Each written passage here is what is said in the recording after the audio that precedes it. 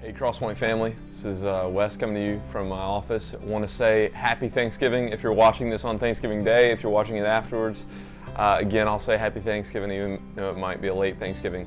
I hope you are enjoying eating together, enjoying sweet fellowship together. I know it may look a little bit different for you and your families. You may not be able to gather as you usually have, maybe do the traditions that you usually have on Thanksgiving, or maybe even like some of our family members do is enjoying Black Friday together. And so I know it has been a really weird year, but I think as this time, as we can recall, is that even in the midst of a really weird year, a lot of things have changed for us. We're not able to do a lot of things that we usually do on Thanksgiving. I think we can still do one thing despite it looking really differently, is that we can still continue to be thankful.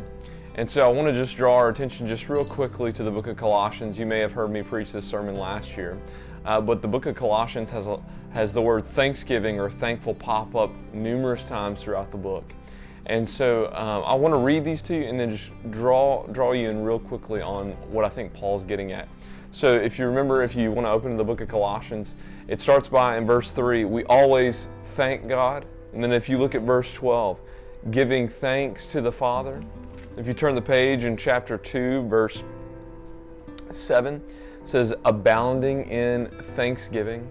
Then if you look over at chapter 3, it says in verse 15, called in one body and be thankful. It says in verse 15 also, with thankfulness in your hearts.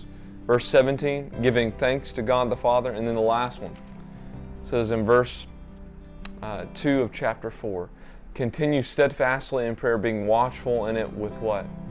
Thanksgiving. So throughout the book of Colossians, Paul is just peppering the book with words of thanksgiving and thankfulness.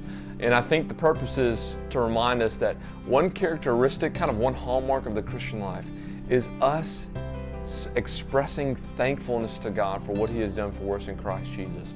And so even in the midst of a 2020 Thanksgiving where everything is weird, everything is out of sorts, you may not be gathering with your family as normal, we can always continue to be thankful to God for what He has done for us in Christ Jesus. So I want to challenge you this Thanksgiving is remind yourselves of what, even in the midst of 2020, what we can be thankful for.